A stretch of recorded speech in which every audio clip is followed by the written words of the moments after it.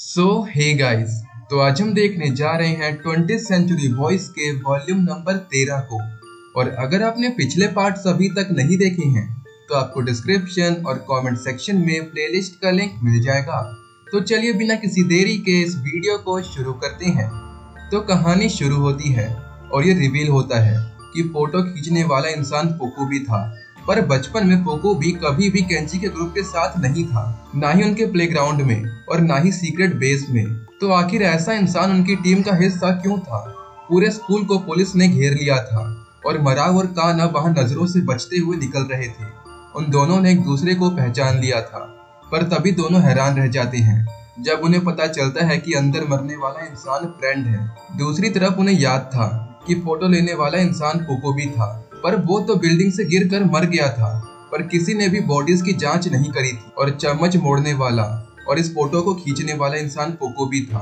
और सबसे बड़ी चीज वो मास्क। और हमें यहाँ पता चलता है कि कांजी में पोकोबी और हथौड़ी, यहाँ मैं निंजा हथौड़ी कार्टून शो की बात कर रहा हूँ। दोनों ही नाम पोकोबी और हथौड़ी एक ही तरह से लिखे जाते हैं। और योशित्सुने अब श्योर था कि पोकोबी हथौड़ी वही फ्रेंड है। और वो न्यूज में फ्रेंड के बारे में देखते हैं और मराव सीक्रेट एली की तरफ भागने लग जाता है, जहाँ से वो खुफिया तरीके से बचपन में स्कूल में घुसते थे। पर जाते हुए उन्हें वहाँ ओर्चो मिलता है जो बताता है फ्रेंड पोकोबी मर चुका है। चारों तरफ न्यूज में सिर्फ एक ही न्यूज चल रही थी।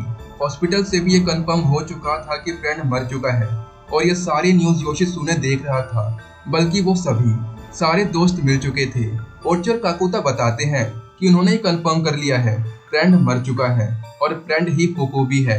योशित्सुने को भी याद आ चुका था कि पोकोबी हमेशा योशित्सुने को उसे हथौड़ी बुलाने कहता था। युकिजी काना को संभालती है क्योंकि उसके फादर फ्रेंड अब मर चुका था। पर काना बताती है कि मैं असल में खुश हूँ कि आप सभी जिंदा हैं। सभी एक दूसरे से मिलकर खुश थे। और योशित्सुने तो रोने ही लग जाता है, जिस पर कोइजुमी उसकी टांग खींचती है और योशित्सुने रोते हुए कहता है कि मैं कोई कैप्टन नहीं हूँ और अब मैं फाइनली इस बोझ से आजाद हो सकता हूँ। पर क्या ये एंड था? जिस पर ओर्चो कहता है ये अंत नहीं है, जब तक हम जिंदा हैं इसका कोई एंड नहीं है। अगर आज वो यहाँ होता तो यही कहता केंजी। दूसरी तरफ मांजो में फ्रेंड की डेड बॉडी के पास पहुंचता है और कपड़ा हटाता है। उसे यकीन नहीं होता कि फ्रेंड सच में मर चुका है। वो कहता है कि मुझे पता है कि ये तुम्हारा एक और झूठ है, तुम मजाक कर रहे हो, तुम नहीं जा सकते, आखिर मैं तुम्हारे बिना क्या करूंगा। और मांजो में फूट फूट कर रोने लगता है। पूरी दुनिया में फ्रेंड की ही न्यूज आ रही थी। लाखों की तादाद में लोग फ्रेंड फ्रेंड चिल्ला रहे थे। पोप भी आता है फ्रेंड के मेमोरियल के लिए, जिसके बाद मांजो में सभी फ्रेंडशिप पार्टी के लोगों को मीटिंग के लिए इकट्ठा करता है। वहाँ एक जगह खाली थी यामाने की। वो सभी ये डिस्कस कर रहे थे कि अब फ्रेंड की जगह कौन लेगा, उसके अधूरे काम उन्हें पूरे करने हैं या नहीं। जहाँ मांजो में फ्रेंड के लिखे इंस्ट्रक्शंस के बारे में उन सभी को बताता है। कुछ लोग फ्रेंड के बारे में सोचकर इमोशनल हो रहे थे और सोच रहे थे कि आने वाले एक्सपो का क्या करना है। नंबर 13 भी वहाँ आता है और बोलने लगता है कि हमें फ्रेंड की न्यू बुक ऑफ प्रोफेसी के अकॉर्डिंग ही चलना चाहिए। पर तभी वहाँ एक आदमी कहता है क्या हमें ये सब अभी भी करने की जरूरत है? क्या तुम लोगों को मरने से डर नहीं लगता? हम सभी को ये सब करना अब छोड़ देना चाहिए। और इसके बाद वो आदमी काफी खुश होता है और घर जा रहा होता है अपने ग्रैंड चाइल्ड और बेटी से मिलने के लिए। वो सोच रहा था कि उसकी आने वाली जिंदगी सुकून से भरी होगी।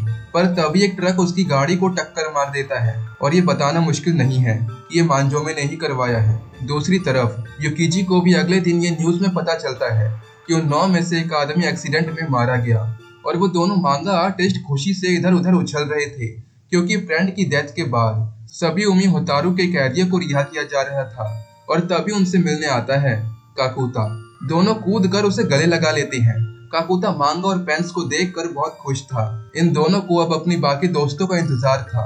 पर काकुता कहता है अगर मैं वहां से भागा नहीं होता तो शायद मैं यहाँ भी नहीं होता और हम अपने बाकी दोस्तों के जिंदा वापस आने के लिए बस प्रार्थना ही कर सकते हैं। और तब तक मैंने जो कुछ भी सीखा है हम सभी मिलकर उसे मांगा के थ्रू लोगों तक पहुँचाएंगे और हमारी कहानी का मेन हीरो एक निडर और बहादुर इंसान होगा।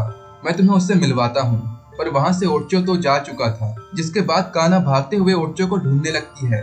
वो ओर्चो को आवाज देती है और ओर्चो रुक जाता है। काना पूछती है कि आखिर तुम कहाँ जा रहे हो? ओर्चो बताता है कि अभी भी कुछ भी खत्म नहीं हुआ है। उनके पास अभी भी वायरस है। काना कहती है, मैं भी तुम्हारे साथ जाऊंगी, क्योंकि मैं जानती हूँ कि उस दिन 1.5 लाख लोगों की जान मेरी मॉम नहीं ली थी। मेरी मॉम एक खूनी है। और ओचो काना को समझाता है, काना, यामाने ने मरने से पहले मुझे बताया था कि तुम्हारी मॉम यामाने से 2003 में मिलने गई थी। 2003 में किरीको यामाने के पास आती है, जो अभी अभी 3 महीने के अंडरग्राउंड रिसर्च से बाहर आया था। किरीको उसे पर्दे खोलने कहती है, पर यामाने कहता है कि हमारी दुनिया माइक्रोस्कोप के नीचे है और सनलाइट रिसर्च में बस एक प्रॉब्लम है। किरीको कहती है, रिसर्च से बाहर निकलकर सोचो कि किसने ब्लडी न्यू ईयर के दिन वायरस फैलाया था। जिस पर यामाने बोलता है, ये तुम्हारे भाई ने किया है। किरीको कहती है कि आखिर ये सब मेरा भाई कैसे कर सकता है, और यामाने कहता है, वो तो अच्छा हुआ तुमने वैक्सीन बना दी और सिर्फ 1.5 लाख लोग ही मरे। किरीको कहती है, शायद आपको अंदाजा नहीं है कि 1.5 लाख कितना बड़ा नंबर है। जिसके बाद यामाने किरीको को अपना नया बनाया वायरस दिखाता है, जो बहुत ही ज्यादा कॉम्प्लेक्स था। किरीको कहती है, क्या तुम हम सभी को मारना चाहते हो? और यामाने कहता है, मैं तो और करना चाहता था, पर फ्रेंड ने कहा जब तक तुम वैक्सीन नहीं बनाती मैं कुछ नहीं कर सकता, और अगर मैं वैक्सीन नहीं बना पाई तो सिर्फ 1% ही ह्यूमन पॉपुलेशन बचेगी और बाकी के लोग मारे जाएंगे। आखिर तुमने ये क्या बना दिया? हमारा ये घटिया खेल करोड़ों लाखों लोगों को मार देगा।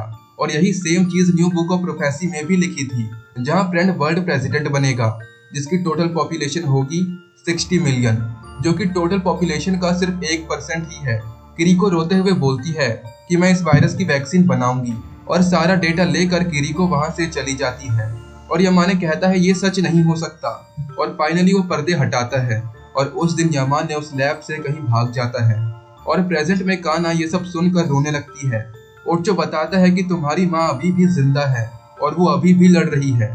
असली लड़ाई अब शुरू होगी। और इसी के साथ एक पास्ट का सीन हमें दिखाया जाता है। पास्ट में केंजी के बैंड को हर जगह से रिजेक्ट कर दिया गया था। उनके म्यूजिक को किसी ने नहीं समझा और उसके ड्रमर को एक बैंड से ऑफर आता है और केंजी उसे खुशी खुशी अलविदा करता है कि मैं कोई और ड्रमर ढूंढ लूंगा। प्रेजेंट में वो ड्रमर हारू ही था। काना उस बीट को पहचान लेती है। हारू कहता है, मेरे जाने के बाद केंजी ने कभी दूसरा बैंड नहीं बनाया। मैंने केंजी को धोखा दिया। वो एक अच्छा बैंड था, पर बस उनके म्यूजिक को किसी ने समझा नहीं, और इसी वजह से हारू फ्रेंड के अगेंस्ट है, और इसी वजह से ही वो केंजी के दोस्तों का साथ दे रहा है, क्योंकि उसे उन पर भरोसा है।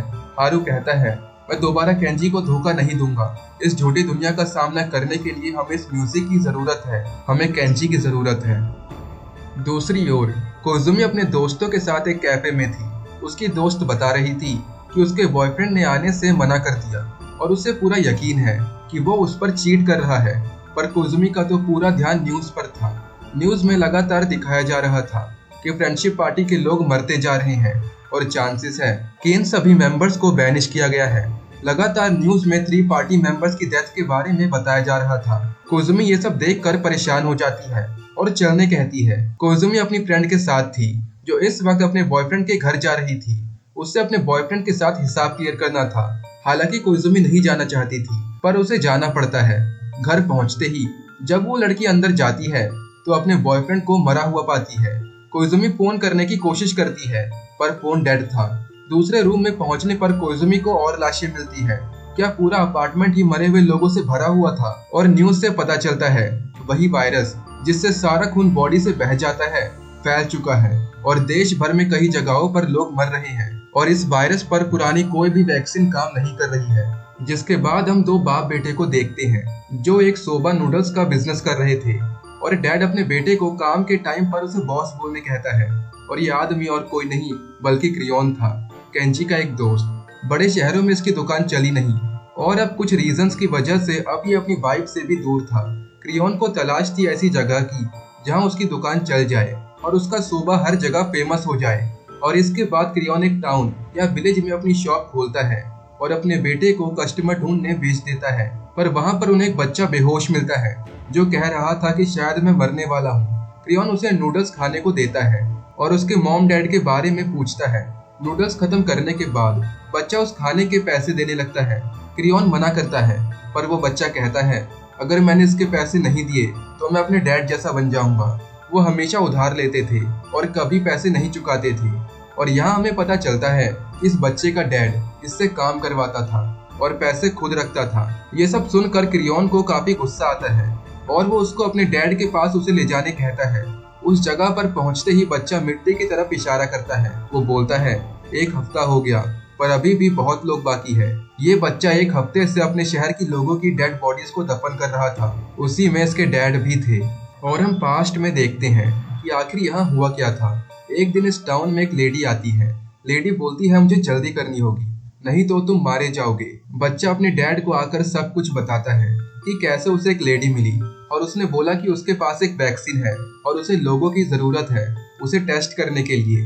पहले तो ये सुनकर उसका डैड साफ इनकार कर देता है, पर जब वो बताता है कि वो $100 पे करने को तैयार है तो उसका डैड कहता है जा तू जाकर वो वैक्सीन लगवा ले, पर कम से कम $150 मांगियो। बच्चा पूछता है क्या उस अमाउंट में से मैं गिटार ले सकता हूँ? उसके डैड कहते हैं हाँ हाँ बिल्कुल। और उस दिन उस बच्चे ने उस वैक्सीन को लगवा लिया और उस दिन के 1 हफ्ते बाद उस गांव में एक बीमारी फैल गई।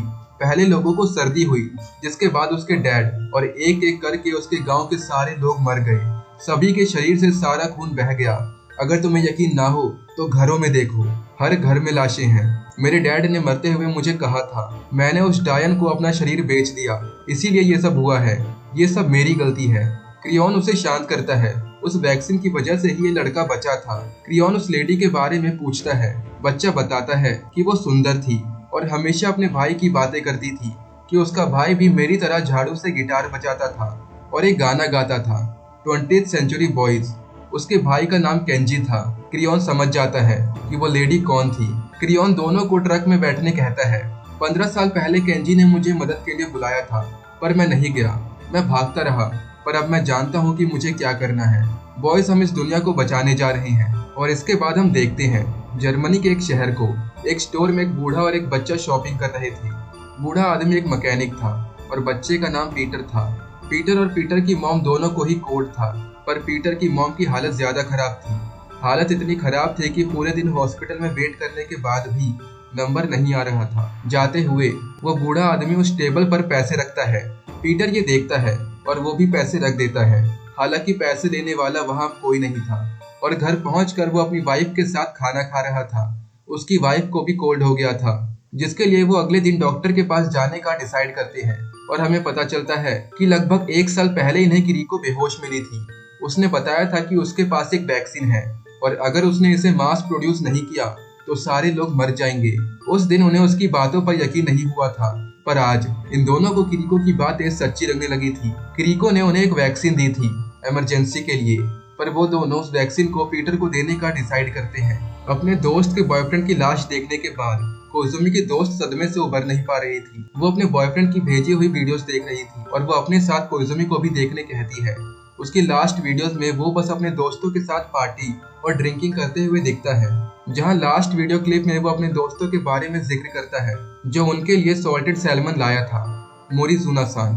और तभी इस लड़की के घर कोई आता है, शायद डिलीवरी मैन, जिसके बाद कोइजुमी रूम से बाहर चली जाती है। पर फिर वो न्यूज में सुनती है कि मोरिजुना-सान वही आदमी। पुलिस उसे ढूंढ रही थी। कोइजुमी को सब कुछ समझ में आता है कि मोरिजुना और उस सैल्मन का क्या कनेक्शन था। वो फोन से अपनी फ्रेंड को दरवाजा खोलने से मना कर रही थी क्योंकि ये वीडियो बनाकर भेजने का आइडिया मोरिजुना-सान का ही था, जिसका मतलब वो इस लड़की तोमोको को जानता था। तोमोको दरवाजा खोल देती है और वहाँ पर मोरिजुना ही था, एक सॉल्टेड सैल्मन के साथ। वो आदमी तोमोको को साइन करने कहता है, पर तभी कोइजुमी उसे बोलती है कि मुझे दिखाओ कि दरवाजे पर कौन है। शक्ल देखते ही कोइजुमी जोरों से चिल्लाती है। वो बताती है यही वो आदमी है जिसने तुम्हारे बॉयफ्रेंड को मारा है, मोरिजुना। पर इससे पहले कि तोमोको दरवाजा बंद करती, मोरिजुना अंदर आ जाता है और तोमोको को उसी मछली से मारता है। और कोइजुमी उस आदमी को धमकाने लगती है कि उसके पास सारी रिकॉर्डिंग है और वो ये सब पुलिस को बता देगी। पर इसे कोइजुमी का नाम पता था और वो एड्रेस निकाल लेता है। वो कहता है मैं तुम्हारे घर पर आ रहा हूँ। और कोइजुमी पैनिक करने लगती है और इधर उधर भागने लगती है। और तभी उसके पीछे एक आदमी आता है। वो योशित्सुने का आदमी था। वो बताता है कि मुझे सब कुछ पता है, हमने तुम्हारी दोस्त को बचा लिया है, तुम्हें इस वक्त हमारे बेस चलना होगा। बेस में हम देखते हैं कि काफी हड़बड़ी मची होती है। कोई जर्मनी जा रहा था तो कोई कहीं और, क्योंकि वायरस आ चुका था। मराओ भी हारू के साथ होकाइडो के लिए निकल जाता है और फिर योशित्सुने कोइजुमी से कहता है कि उसे उन सब की मदद करनी होगी। फ्रेंड भले ही मर गया हो, पर उसकी पार्टी के लोगों ने उसके प्लान्स एग्जीक्यूट करना शुरू कर दिया है और फ्रेंड आगे क्या करेगा वो जानने के लिए उन्हें फ्रेंड के माइंड में जाना होगा, तोमोदाची लैंड। और क्योंकि कोइजुमी वहाँ एक बार जा चुकी है, उसकी मदद से ये काम आसान हो जाएगा। वो जा रहे थे वर्चुअल अट्रैक्शन में। और गाइस, ये एपिसोड यहीं पर खत्म होता है। अगर आपको ये वीडियो अच्छी लगी तो लाइक कर देना। एम करते हैं 200 लाइक्स के लिए, और चैनल पे नए हो तो सब्सक्राइब कर देना। मैं मिलता हूँ आपसे नेक्स्ट वीडियो में, तब तक के लिए बाय बाय।